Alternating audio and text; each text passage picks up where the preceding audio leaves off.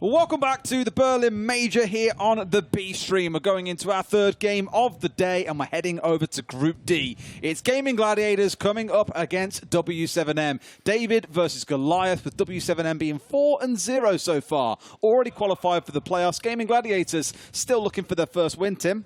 I'm really looking forward to this game. It's two teams that we've never cast before, which is actually pretty rare for us. True. We've been around that long that we've generally have cast and seen most of the teams, but this is going to be a nice opportunity for us to see these two play for the first time for us. You know, looking at the game that we've had previously coming out of W7M, they've really been bringing it to the server. I am looking at these as a potential winner, so I'm really looking forward to seeing them. What I will give to Gaimin Gladiators, they've had 2 overtime losses as well, so they have come close, but just not quite over the finish line. By the way, Tim, I like the specs. I do. I feel like I've seen them somewhere before. You're rubbing up on me a little bit. The thing is, I like you so much, and I wanted to be so much like you, that I thought, how could I get this close? However, this was only half of what I had planned. I did have a bald cap. Lufthansa have my luggage still after 4 days. And he just wasn't dedicated enough to shave his head, is what he's saying. I'm absolutely not shaving my head for Tim. I love this The intros are just not important enough to him. They're not, but I got the bald cap. That's it. It might be here soon. I believe you have been growing in a ponytail, though. I have, and it looks almost as long as yours now. Yeah. Luscious, ready for the major. It's got to be ready for the... Bloody hell. Is that how much it hurts? It is. Ow. Going to be ready for the playoffs, though. Fair enough. Ow. Let's take a look at our pick and ban then and see what map we're going to in this series. There's a game going on as well, there is by the way. Well. We promise. We promise. We're going to Chalet for this first match with the day, Tim. You know me. I'm looking forward to Chalet for this. I love a bit of Chalet. Absolutely. It's one of my favourite maps to watch. It's very aggressive. We've cast a lot of theme park. We're seeing the defensive nature of that map, which is kind of fun to watch in itself. Are you trying to hide away? I'm teasing the ponytail behind the pick and ban. Go on then, do it again. It's a bit... It's a bit risky, though. They want to slide it away at any time, Tim. The thing is, because of perspective, obviously the distance I am from the cam, a little movement on my side is a lot on screen, so it was a little bit risky, was that. I was really nearly revealing. He was really going for it. But Chalet, the map we're going into, I hear our teams are ready, so we will jump in any second now. As you said, Chalet, a map I'm very excited to see. Seeing the results both of these teams have had over the last couple of days. As said, we haven't yet cast this group. Yep. So I'm excited to see how strong are W7M looking, because I have maybe W7M Astralis down as one of the potential finals here at this event.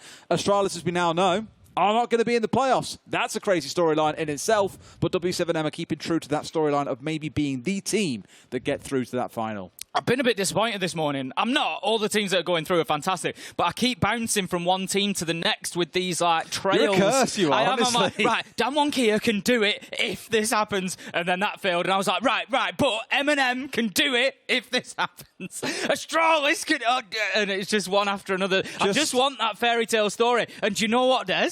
What? For Gaimin Gladiators, it's mathematically possible. They've got to win both games, though. Are you going to send the 4th team home today? No. This is my next bandwagon. I'm ready for Gaimin Gladiators to get on the comeback trail. They're a point behind where M&M were.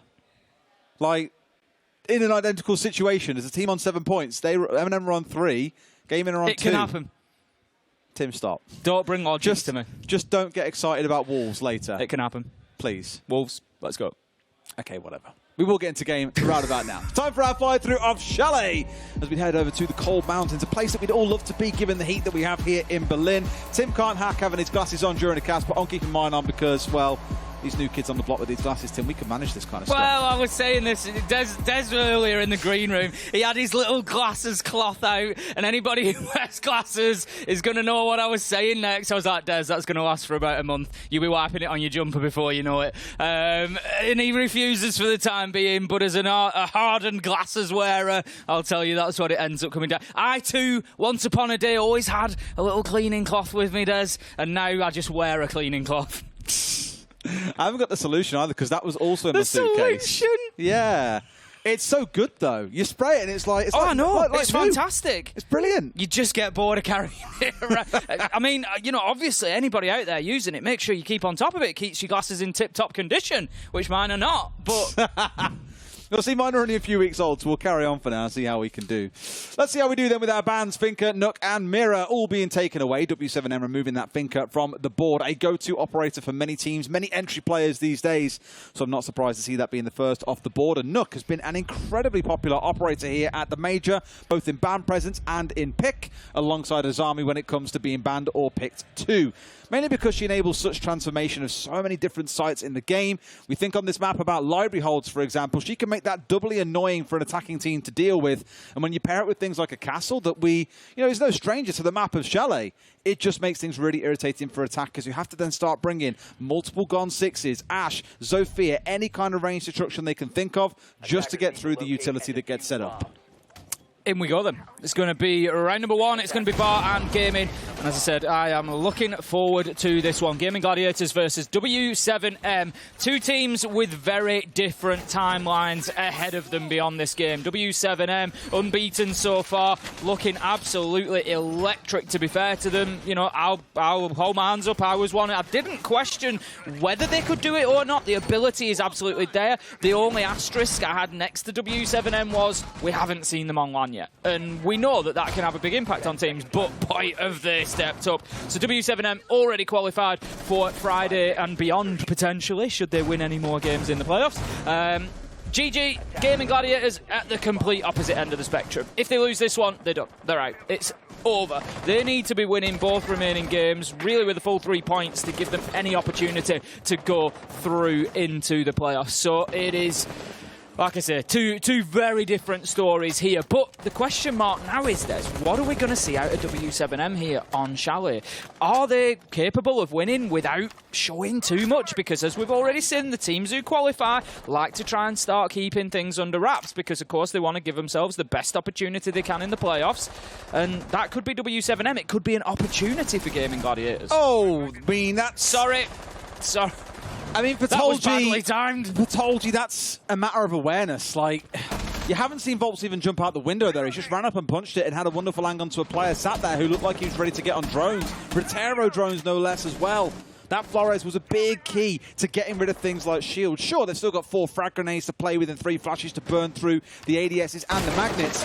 But we know 3 ADSs and a lot of magnets are not going to be enough. Ape almost finding a man below and almost losing his life in response. It's an explosive start to the round, the one that W7M is still feeling in full control of. Volks just giving the little jiggle peek onto the door there, but more importantly, W7M still in control of mezzanine and library stairs.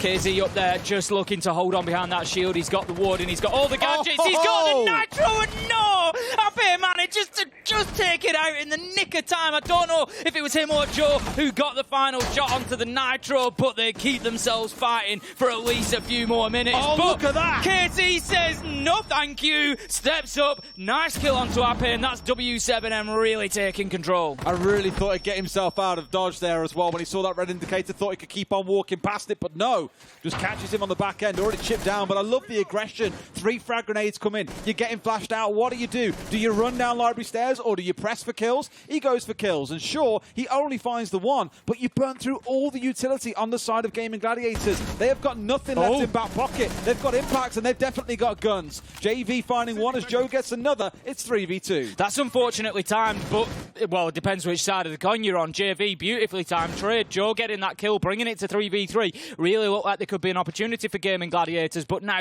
they're in a tough spot. They're 2 versus 3. They've yet to get themselves onto site, and W7M are just starting to bunker down here because they know that the job is largely done. With only 29 seconds left to go, this is going to be a tough task. We've got Rix opening up that hatch to just give another vertical angle, another option into sight, but as you can see from W7M, they've got one man, JV, just way away from sight, playing out in dining, looking for that flank. Volps it is actually who gets the kill onto Joe, and that is pretty much going to be the round unless Rix can do something really special. Here he goes for 1, does not get 2. JV shuts him down inside of sight, and that's going to be an opener for W7M, but it wasn't all the Brazilians' way.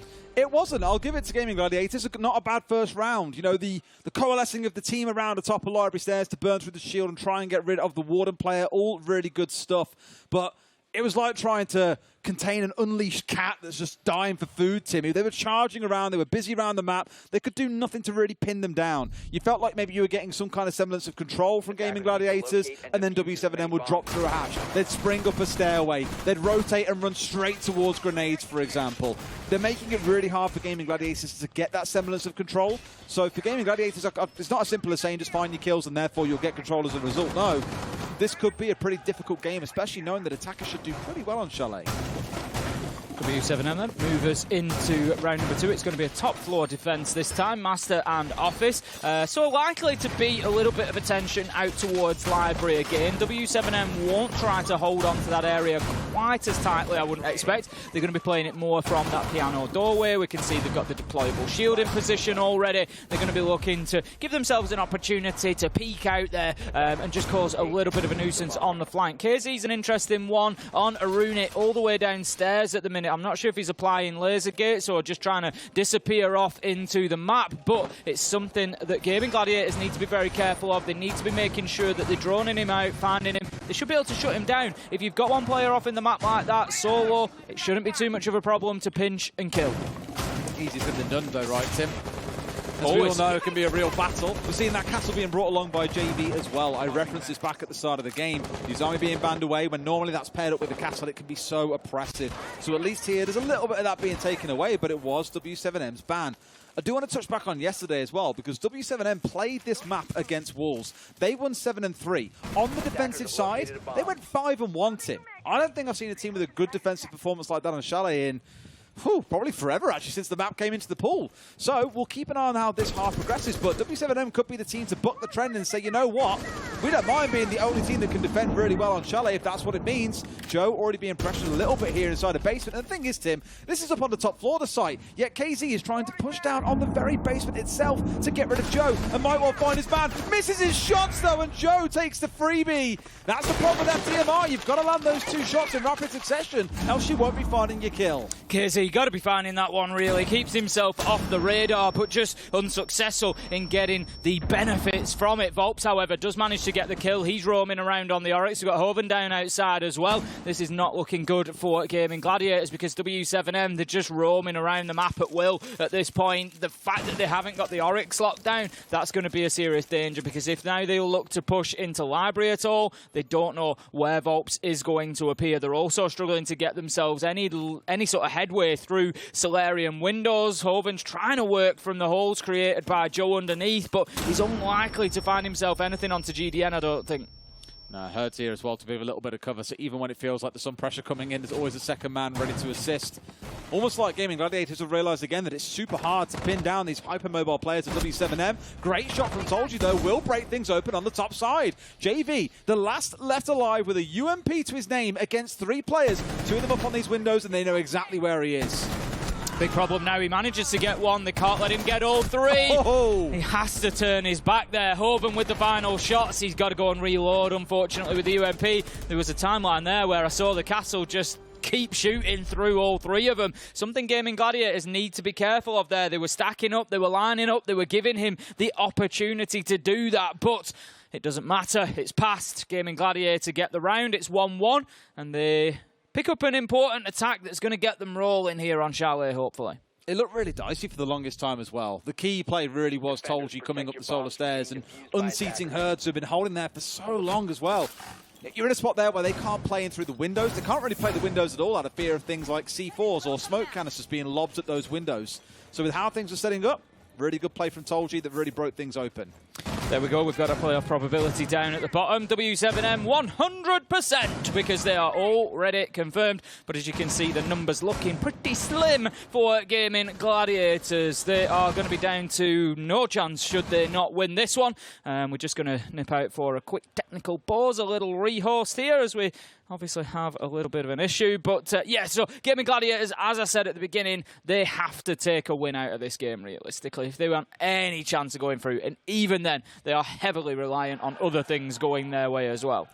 It's like you say, if they want any chance of it, it is now that you've got to start getting the big rounds on the board. They've already found the one-on-one, and I'll give them that's already probably better than, well, it at least matches what Wolves achieved yesterday in terms of finding their one round. And although I haven't had a lot of chance to watch Gaimin Gladiators, I've been casting other games. There's always tons of seeds to try and watch you, and you can't watch 16 games a day when we're only casting 4. But from what I've seen of them, the actual aggression they can show and the quality of the team is really good. And I remember speaking to a bunch of people from the APAC region before we came here, and they were saying, you know, no one really expected them to be the team that made it here. It felt a little bit strange. Like, Elevate, sure, fantastic, very consistent, but Gaimin had less hype about them. At least from what I've seen here, you know, they can step up and tango with the best. Maybe not get the result, but we are seeing good performances out of them still.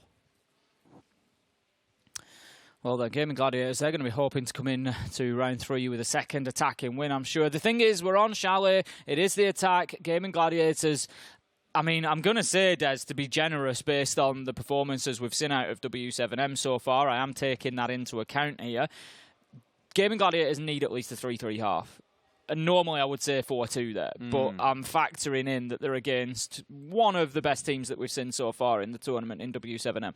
So they have to be getting at least another couple of rounds. If they can get one here in round number 3, we're going to be loading back in any second. If we can get one here in round 3, that's at least going to be a big step forward for them, because they then, A, get themselves in the lead, and B, they've done half of the work that, you know, ideally they're going to want to do here on the attack. But it's not going to be easy. We've seen that W7M, they bring in a bit of aggression. They're happy to get mobile around the map. We saw Volps, we saw KZ last time just getting out there and making life difficult. If KZ gets that opening kill onto Joe, that round is very different potentially for W7M then. It was nice because Volts did go down for the immediate trade, which he did fine, but having those 2 players left to help control West Main Trophy could have been real different. And I think them playing around that spot was, you know, well set up. They wanted to really stop them on the solar side, and Gaimin Gladiators played into their hands like anything, just all attacking from the same direction up towards that top side of the map. But those few kills that went against them in the mid-round, really what saw it go in W7M's way. Here we go, though, into kitchen and dining. You're going to see a big setup on the top floor here. Reason being, and you'll see this across most sites in Siege, if you are playing on the first floor and the site is up on the second, especially when there is soft flooring, attackers want to get control of that. Smash a bunch of holes through, stop the defenders moving around on site. You can play for a good cover on the plant itself when it's already down, which is why you're seeing reinforcements, castle barricades, ADSs, shields, everything going up here on the second floor. The actual site itself might be quite light, and now really, Gaimin Gladiators have 2 choices. They can go in lobby and open up the main wall, or they can try and fight into this top floor and hopefully dodge their way around those on the top. The more likelihood that you're going to see is them starting out on the top floor, clearing out office, then opening the main wall on the ground floor and planting just inside there behind the cover of things like smokes or utility, or even just holding the angles with guns. Ape racing in behind 3 drones there that were ahead of him, just giving him all the information that he needs to safely enter. Volps is going to try to take out the Rotero.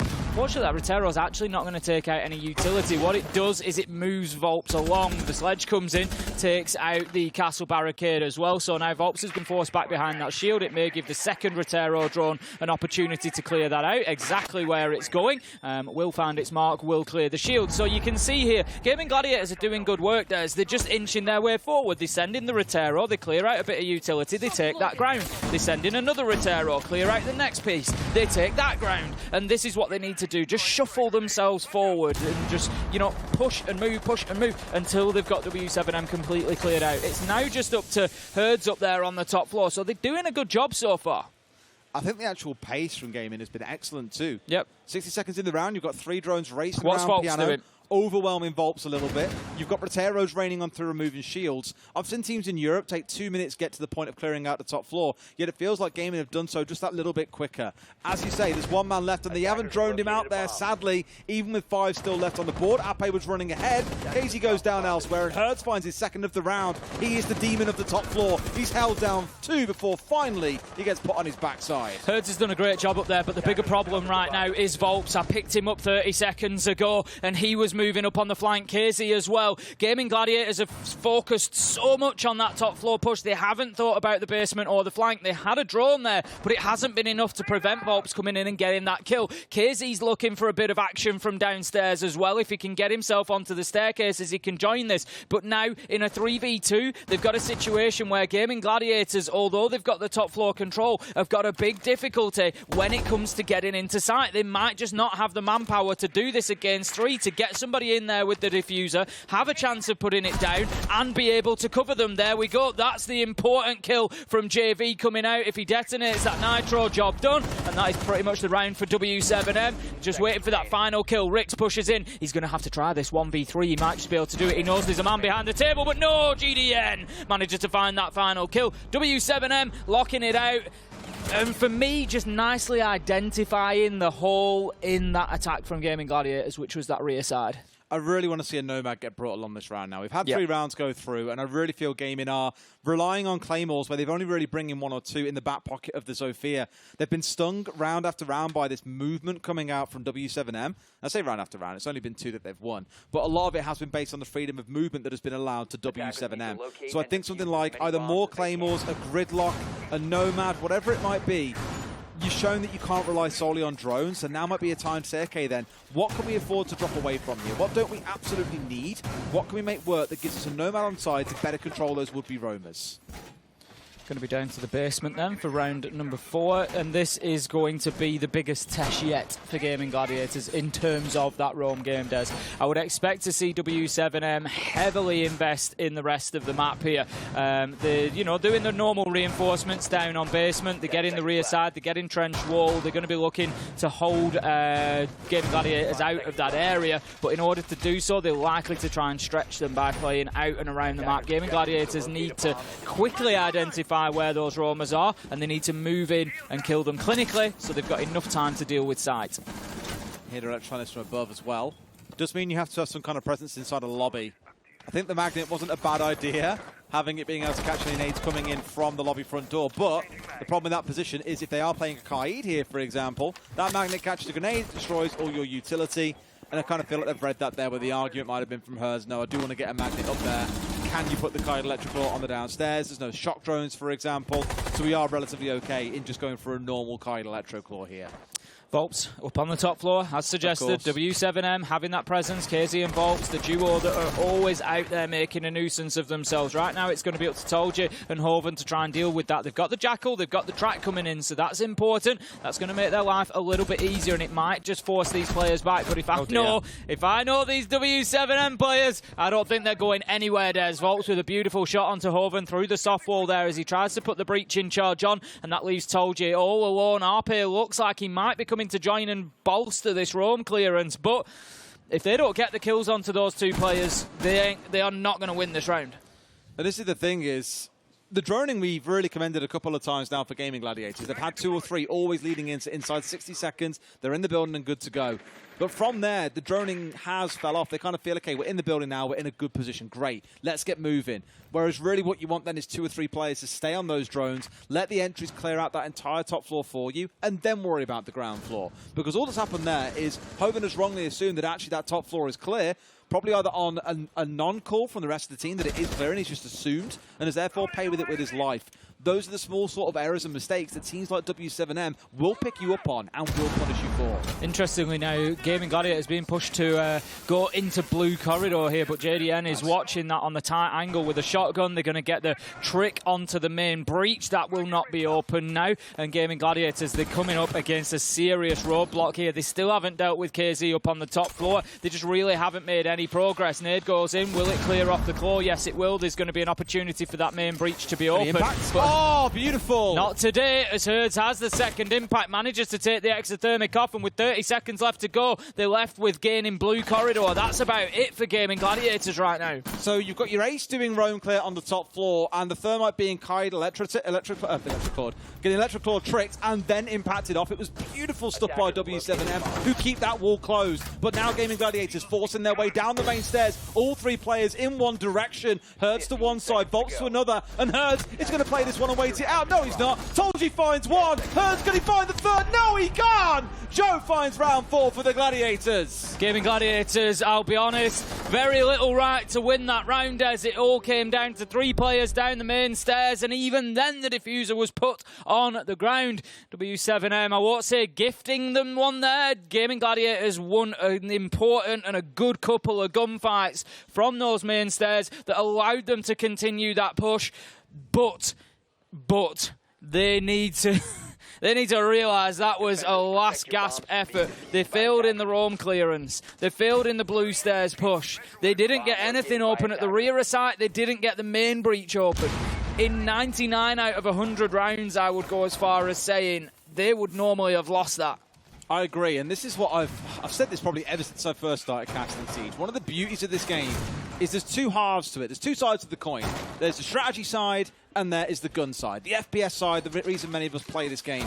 Now, the real beauty in it, I thought, was that W7M them had GG's number where it came to the strategy side. Well, really, it was more GG making errors, to be fair. The Gladiators missed drone top floor. They didn't get the wall opened up there. They didn't commit a couple of nades to ensure there was no trick electro core being placed on the wall itself. W7M did everything right, but the Gladiators then sent 3 down main and picked up the gunfights they needed to get the round over the finish line, even without understanding where those two players were. You saw Hertz get a freebie onto the man who was going in for the plant, and it was like, okay, this one should be done and dusted. But that's the beauty of the game. You can play it absolutely perfectly when it comes to strategy and still lose on the gun side of things, and that is what makes the game so thrilling to watch. It's what gives it its variety. You know, I agree. It has the gunplay, it has the gunfights that every FPS has, but then it has these other elements of the strategy and the lines of sight, the destructibility, you know, everything that comes along with it. And that is why we love Siege. So, Gaimin Gladiators right now trying to pressure their way into Library. It is a Bar and Gaming attack this time. We saw them undertake this attack back in round 1. W7M was successful on the defence. To be honest, Gaimin Gladiators didn't really get anywhere near. They weren't able to clear out the top of Library stairs. They lost players early in the round, and it really came down to a 2 versus 3 push at the end where they had to be dropping down into sight and just hoping to find pickups. And right now JV's looking for a pickup himself. He knows that the Maverick is there. The opportunity comes, but he can't quite find the shot. He's been droned through the drone hole. Yep, well pointed out. I'm not sure who's actually doing our observing this game. Easy or Medics or Red Light, actually. I don't think it's Medics for this one. Of course it is. Dream Team. Ape now going to come for the swing out as JV to find the kill and get out of dodge with just about 5 HP to his name. So again, nice and close to death, but still a kill on the opening onto the members of Gaimin Gladiators. 4-1 on the entry for W7M here, and that just plays right into the hands of the style that they're playing here. That mobile, loose, aggressive style, getting up to the windows, getting up to the points of entry. It reminds me of sort of, I'll call it classic Doki. If you remember, back in the day, he'd hear a barricade break, and it's not his role really for G2 now. He doesn't play in quite the same way. G2 don't play that way, but he'd hear a barricade break, and he'd just be sprinting full force at it. How quickly can I get there for the challenge? And that's what W7M feel like at the minute. You know, everywhere that Gaimin Gladiators come into this map, they're being immediately challenged. Volps and KZ are absolutely decimating them at the minute. It's a really good read there onto the push as well. He kills Told You before the grenade can be let go, so the box stays safe, enabling his rest of his team to step forwards, and it's a flawless round for W7M. Much more composed there, and the first time that I felt W7M looks a lot more confident playing with a bottleneck as well, because 3 rounds now, I'd wager, we've seen the Gladiators push into a bottleneck, whether that's through their own fault of leaving a wall closed up, or I don't want to say being pig-headed, but trying to force their way through a spot that W7M are very clearly defending incredibly hard. Either way you look at it, W7M, that's the first time I feel they've done well holding onto a bottleneck. They now go into their last defensive round, again reminding you that against Wolves yesterday, it was a 5-1 defensive half for W7M. They can't quite match that today, but a 4-2 would go a long way towards saying and showing just how good they are at defending this map. And truthfully, I think a lot of that is because, Tim, they play it far more mobile than any other team I've seen do. Well, it's interesting because for the longest time, it's only really sort of recently in the last month or two that we've seen, and I'm going to use Winestock and Snowmobile as an example here, but we saw for the longest time teams try to hold on to that site. I might, along the way, have had a little bit of frustration about trying to hold on to it with the hatch shut, Des. You know, there was a big question about the hatch open, the hatch closed, and teams, when the hatch was closed, thank you very much, Medics. I know this is not the site that we're playing on here, but the example rings true because of what we're seeing on Chalet. About a month ago, 6 weeks ago, we started seeing teams say, actually, that hatch, it's too critical in a way. We put in everything everything. We're putting all our eggs in the hatch basket and trying to keep hold of dining and try and keep ourselves safe from there. So what a few teams started doing, G2 being one of the first, and I think the LATAM teams as well, was getting themselves out into the map instead, actually opening up some of those rear walls downstairs, but sending 2 players up to the top floor just to try and waste as much time. And since that has happened, we've just seemed to have, for me, seen the mobility increase here on Chalet, Master and Office that we're seeing defended now. We're going to see players off in the map, you know, looking to challenge from downstairs, down in the basement, looking to get around, looking to challenge across all 3 floors. And that just seems to be played perfectly into the style of W7M. Ironically, this time around, they are ever so slightly more static. You might have 1 or 2 players being downstairs. In fact, I think there is 1 inside Snowmobile right now, but the other 4 are all playing around site itself. You're really looking in for that flank to come through, but as these drones keep on getting picked away, and there he is, KZ downstairs, rotating himself around, just looking to be the backstab that his team sorely need as we get towards the last 60 seconds or so. For now, at least, the other 4 members holding Gaimin Gladiators back, with pretty much every single player looking to push in on the South Mez side. They can get the breach open here. They've got the exothermic charge in place. No mute jammer to hold it off, so it's just a question of when. Rix is going to pull the button there, so that is access into a plant spot. This isn't too bad from Gaimin Gladiators. They just need to be cautious of those flanks that they've been hit on previously, but W7M, you know, coming into this round, we spoke about their mobility and how they've been able to hassle Gaimin Gladiators all around the map, not really bringing that to the table this time. KZ is the one to watch underneath, though. He's got Nitro in hand with the Mozzie. Herds is going to find Tolji, but the diffuser does go down, and I'm not sure that W7M were aware that that was happening, Des. Not 100% either. A lot of chaos going on now. Casey's got to go, crap, I've got to make something happen here. Here he comes on the backstab, but there's Joe holding close, and he's not even looking at him. Great kill from Joe, and this could be another round for Gaimin Gladiators here. That 3-3 split that you were asking for, Tim, could be on the way. Volt's going to start the disable here, but has he got the cover? There is a man coming up through main, but can they find the kill? Yes, they can. Down to a 2v2. 1 inside the piano's got to go down, but Ape finds both. Gaimin Gladiators get the 3-3 split. Game on.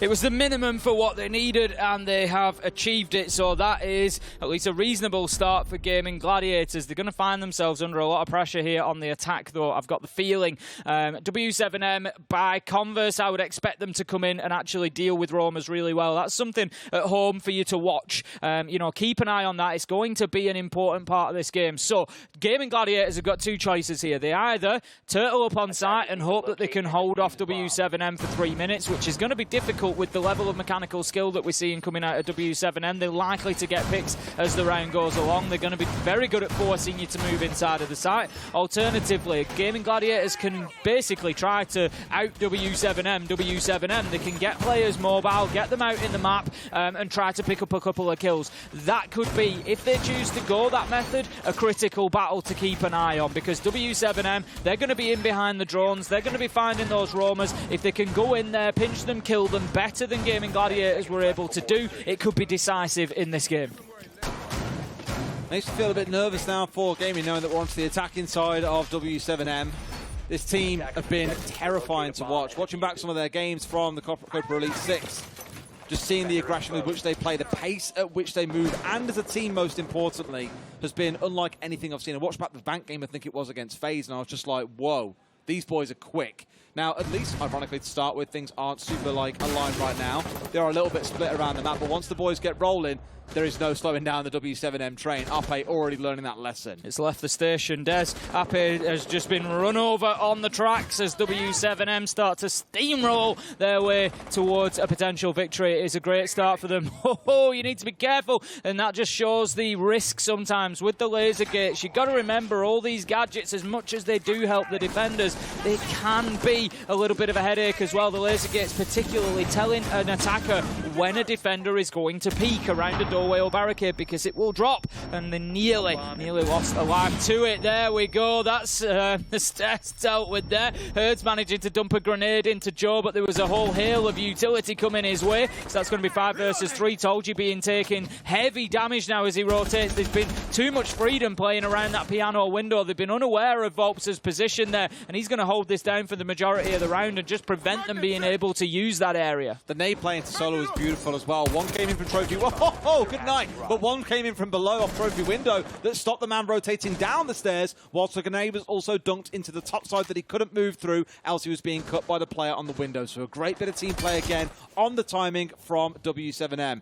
Volps, as you say, has been sat at this window now for, well, really since the start of the round. But KZ's on the march through, finds Hoven looking for the second. But Volps, again, the threat that he's putting in is just stopping this Jaeger from being able to move around. And Tolji gets brought down by KZ. Herds finally drop, but it's a 1v3. KZ makes it a 3k in the round, a comfortable closeout for W7M. I love that from W7M. Basically, with Volps and with other, it's not just down to Volps. You know, there was somebody on the double window repel, somebody on Solarium repel. But what they've done is they've used those windows to just carve up site into 4 pieces, and anybody who tried to rotate around was killed. We saw that, or took heavy damage from Volps, and then KZ just goes in and picks them off one at a time, because it's easy, because he knows where they are, because guess what? They can't move, because if they'd moved, Volps would have killed him, or your man on Solarium would have killed him, or your man on double window would have killed him. So it just makes it easy for KZ to know, yep, there's somebody in this area, there's somebody in this area, and there's somebody in that area. And that's why he's just walked through and got himself a 3k. Easy as that, and well played from W7M. Alrighty, let's see how the next round goes. Dining and kitchen as a defense. It's going to be once again a very similar hold upon this top floor. We spoke about it earlier on. When you're defending kitchen and dining, you need to be holding the ground above it, because everything is soft and you give the attackers far too much freedom to restrict your movement, force you off site if you concede the top floor. So Gaimin Gladiators up here now, looking to get a full setup on the go. Castle barricades, shields, bulletproof cameras, banshees, magnets, you name it. They're really coming armed to the teeth to hold down this top floor. So for W7M, the question will come, what are you going to do about it? And one thing I want to give a nod towards Tim, Herds on the Nomad. I was calling for Gaimin Gladiators to play that the entirety of the first half.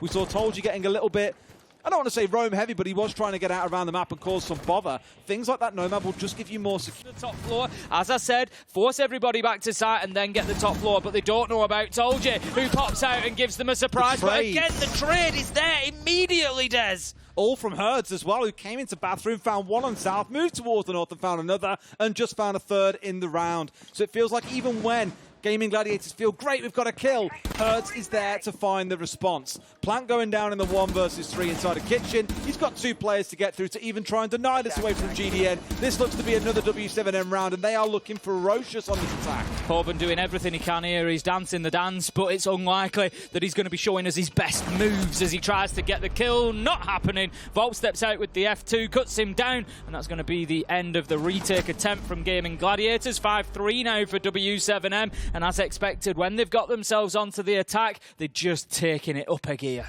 And this is what they were so good at playing in the Copa Elite 6 as well, is the pace at which they move, but as a team is arguably the most important part of it.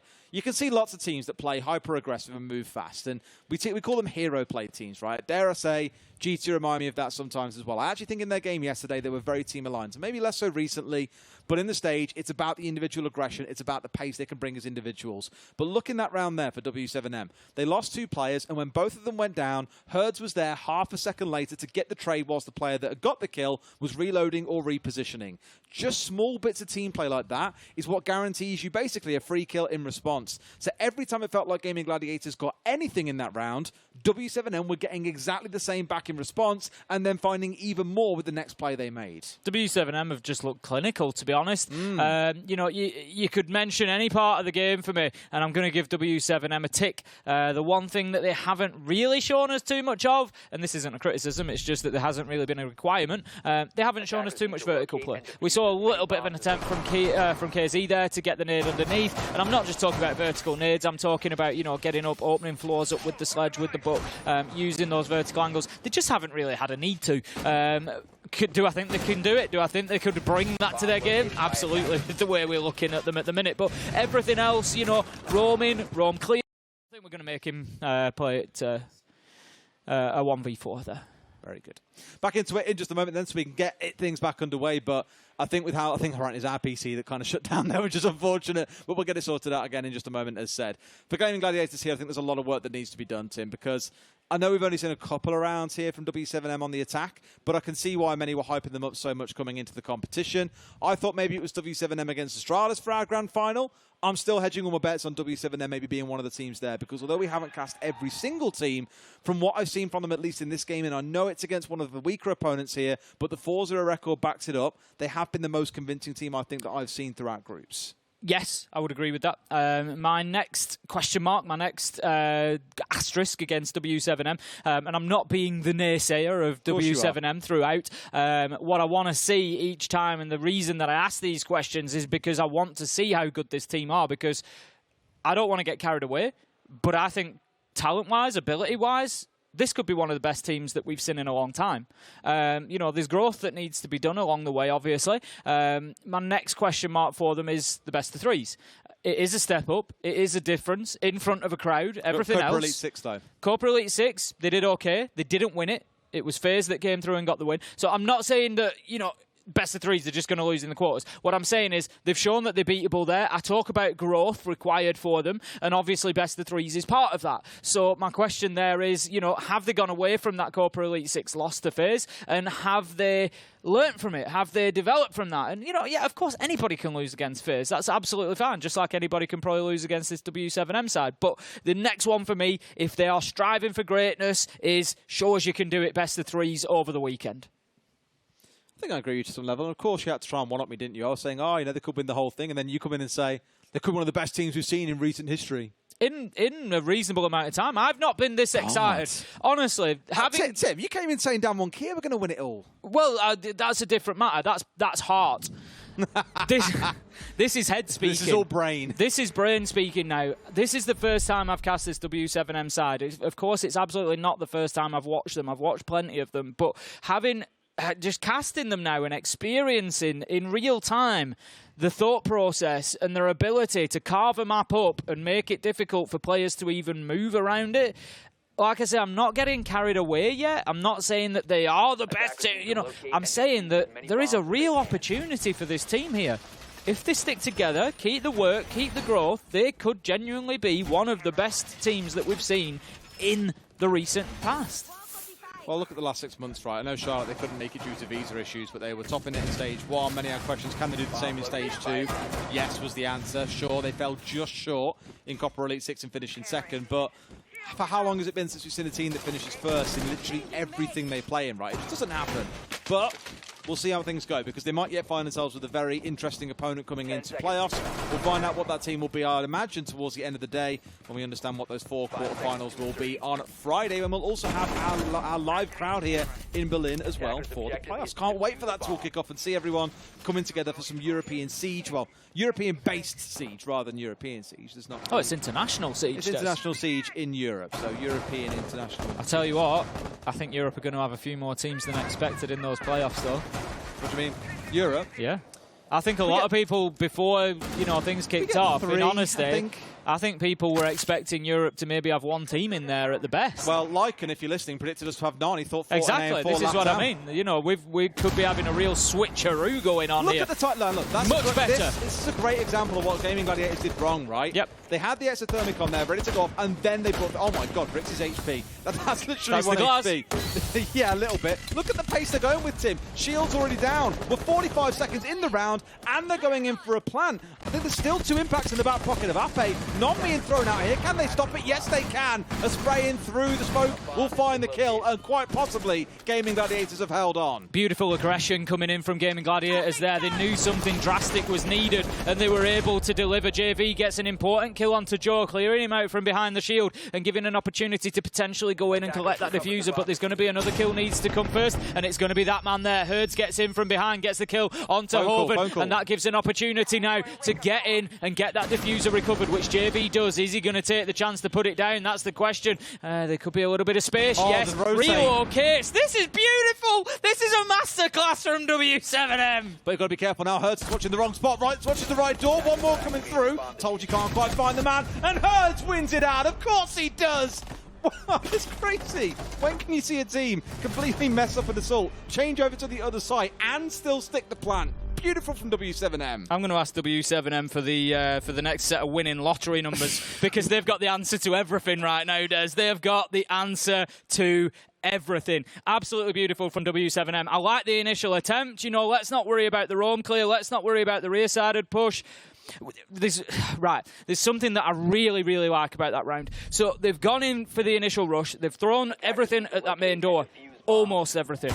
But they've got an insurance policy, Des. And that insurance policy is Herds coming in from that rear side. Because guess what? Gaimin Gladiators at that point had completely switched off from that trench door, from that entire area. And Herds comes in with a super important kill. It was the one that I picked up. I was just about to say JV needs to kill the man to his left on main stairs before he can do anything here. And Herds beats him to the punch. And then the relocate. They know that there's somebody up above. They know that they can't do anything about a wide side plant. Just fantastic play from W7M. Love to see it. It's interesting because G2 on this map yesterday did something very similar when you had Doki. In fact, it was day one. When Doki was dropping in through the connector hatch, you had Alim out on the DKB, same as Herds, come pushing in from trench side and get a couple of kills on the way through. So a very similar style bit of team play that we've seen coming out from both teams there. But for me, again, that change between planting at the far south side of one site, rotating through off a bit of a distraction from the last DKB call that was still in back pocket. Just really smart, intelligent play. And I know we keep on bigging them up. It's for fair reason. They're about 5-0 in their group. They're very good. That's why we're bigging them up, because they're very good. Alrighty. Told you here on the downstairs he's about to get hit by 2 drones, and now they know exactly where he is and what's going on. Run, Forrest, run, because they're spraying through every softball you can imagine, looking to try and take his life. He gets a couple of drones. W7 overall are down 5 drones, and Tolji does manage to make it away. Does scurry away with his life, and needed to, effectively. They really couldn't be losing somebody down there. As I've said, W7M have absolutely dominated the entry game so far today, and the last thing they need is that continuing. KZ's going to clear out the barbed wire on blue stairs, so as the Iana, he could look to make a push up there. I think at the minute it's more about having the threat of that utility being gone, but here we go. Instead, it's going to be a little push towards main stairs. They're looking to open up the connector wall with the Maverick, basically. They'll get that done.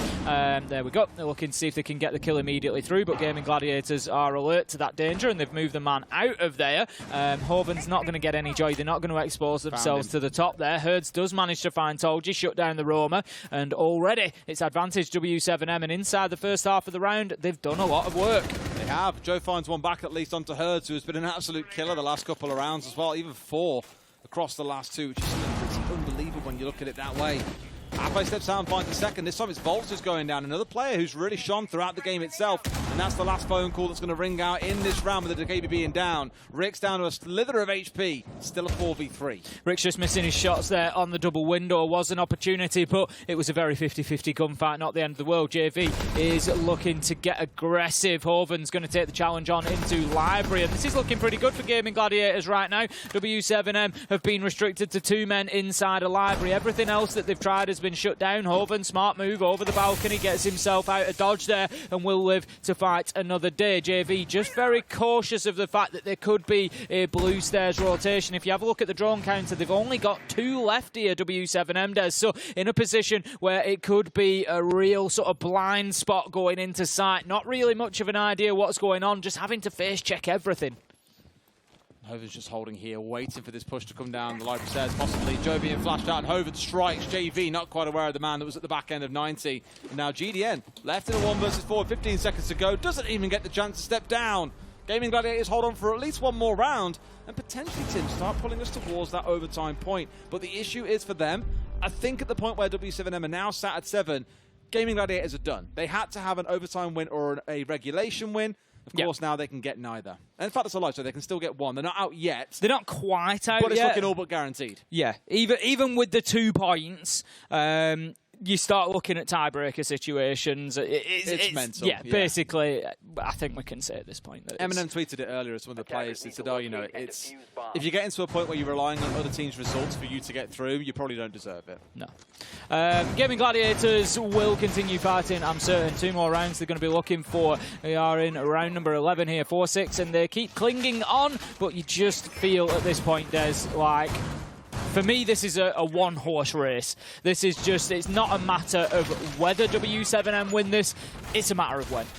If you remember, the last attack onto this top floor, Gaimin Gladiators weren't even close to holding on to it. W7M had a beautiful attack onto this top floor. I think we're probably going to see similar. I'd be surprised if we don't have Volps on the piano window, somebody on the Solarium rappel, and they will just dice the site up again and send KZ in to get them kills. Just like attacking 101, isn't it, really? They'll be doing the same thing as before. Why change up what you've done previously when it already worked so well the first time? JV once again on that Nomad here. Probably looking to get up on the window. I'm actually looking towards who has got breaching charges. Nobody does. And there's no Zofia either. So, probably want KZ to be the one that gets up on the window here because they'll need that Gun 6 to blast through the singular castle barricade that actually sits, I believe it is, on the single doorway upstairs. On the march through we go here. West Main being droned out first and foremost. Maybe some vertical play coming in, Tim. So that you said, you know, we've seen a bit of vertical nades, but not really vertical play. Here you might see a little bit coming in from below. Going to spot Tolji underneath there, and he sort of struggled last time. After being spotted out, he did manage to escape, but it was only 30 seconds to a minute later that he lost his life. Urge just blasted. And that's something else that I've seen throughout this game. A couple of times there's from W7M that they do fantastically well. They see somebody, and they keep fighting with them in potential locations. They'll blast through the soft wall where they predict that they may be going to run to. And they've had a couple of kills by doing it as well. Their ability to continue those fights, to have that focus, to keep going with them, rather than just, you know, right, he's moved away and it's not there for me, you know, and dip out of the fight is fantastic. Volps, he's going to have to be chased away there. He's taken a lot of damage on the Twitch, and he's going to be looking to go down there as JB and Herds get taken out. Volps now on low health, not looking good here. 4 versus 3 for Gaimin Gladiators. They might just hold on for another one. Casey at the very least finds a trade with that nade after his teammate went down, so half a second later maybe, and that man doesn't go down. Instead we're in a 4 versus 4.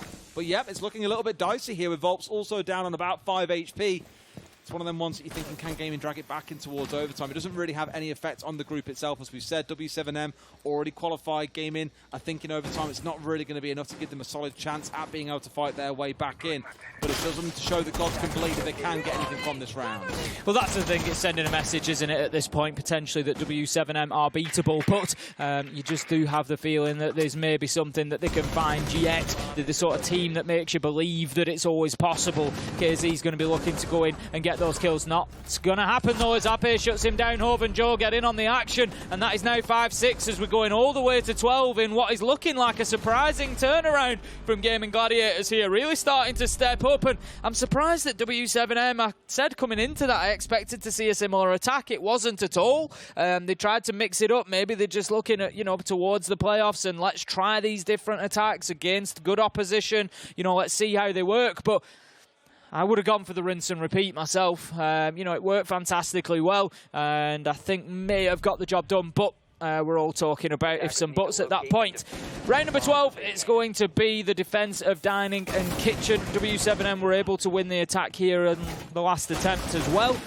So will this be the one that they can close it out 7-5? It's a bit I touched on in the round as well, as there wasn't really any breach charges or Zofia, for example, to help them move away the castle barricades. And I won't be surprised if Volts, when he got up on the rappel, for example, on the double window, saw the castle barricade like, oh, guys, there's a double barricade here. That's kind of one of the things that I'm surprised W7M didn't account for when droning is, okay, someone's got to get rid of that so we can cut down towards the piano hall. So I don't want to say it's like they've suddenly dropped off here in the last round or two, but there are more mistakes starting to appear in their gameplay that we haven't really seen in the rounds prior. Chanka being brought along by Rix. Interestingly, we've got the smoke as well.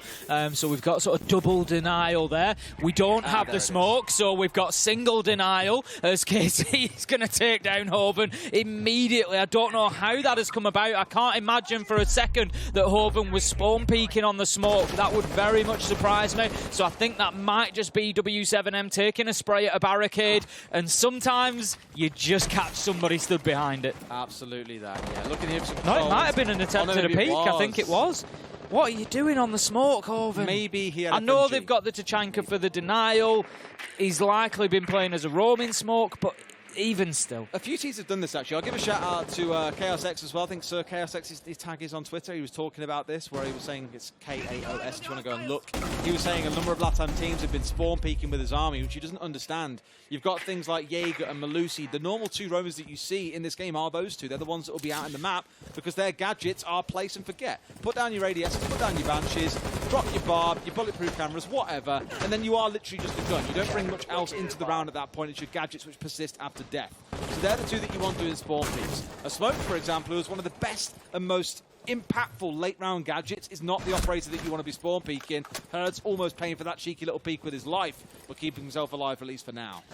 I think the way to really sort of contextualise the peak on the smoke is, let's see how successful the Chanker is at denying a plant later in the round, if necessary. And that will be the answer to the question. You know, would Smoke have been able to deny that area, that lane, that plant, where Tachanka may struggle? It may not get to that point. We may not get that sort of direct comparison, but just keep it in your mind if that does come along and those canisters start being unsuccessful at finding the spot where the plant's going down or where they need to be, and you might just get a good idea of what I'm saying there at that point. Now then, we're going to have this open off this. Told you he is going to stay there. He's going to get aggressive. He's only going to find himself a clone, and he's going to find himself dead as they try to push through. And it was the Tachanka canister, I think, burning under his feet as well. And this is kind of what I'm talking about. Chanka's really good for like areas and all, but he does not really stop plants going down. We've seen teams just run through two of his smoke canisters before, or his fire canisters, sorry, and just shrug it off.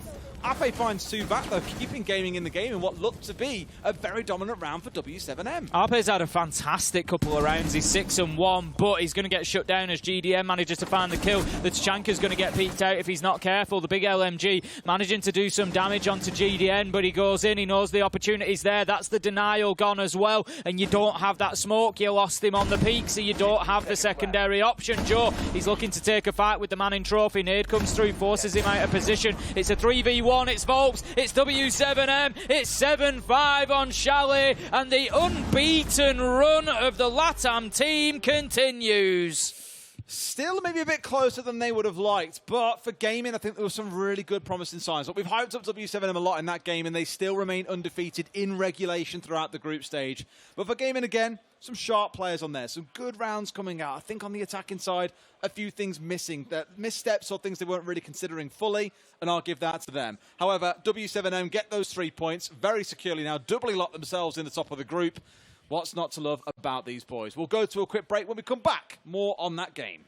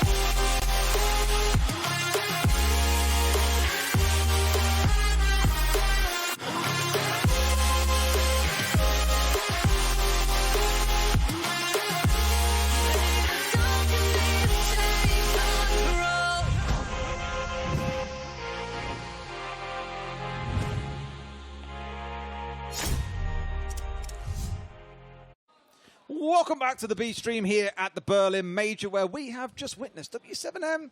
I don't want to say dismantling Gaimin Gladiators. No, but not at all. Outside of the sort of late game rally from Gaimin, it was dominance by W7M. I think the key there is, I don't think 7-5 is really an indicative scoreline. You don't know this problem, do you, Tim? It always felt that... I'm not aware Strands of of that. hair are just like, woo!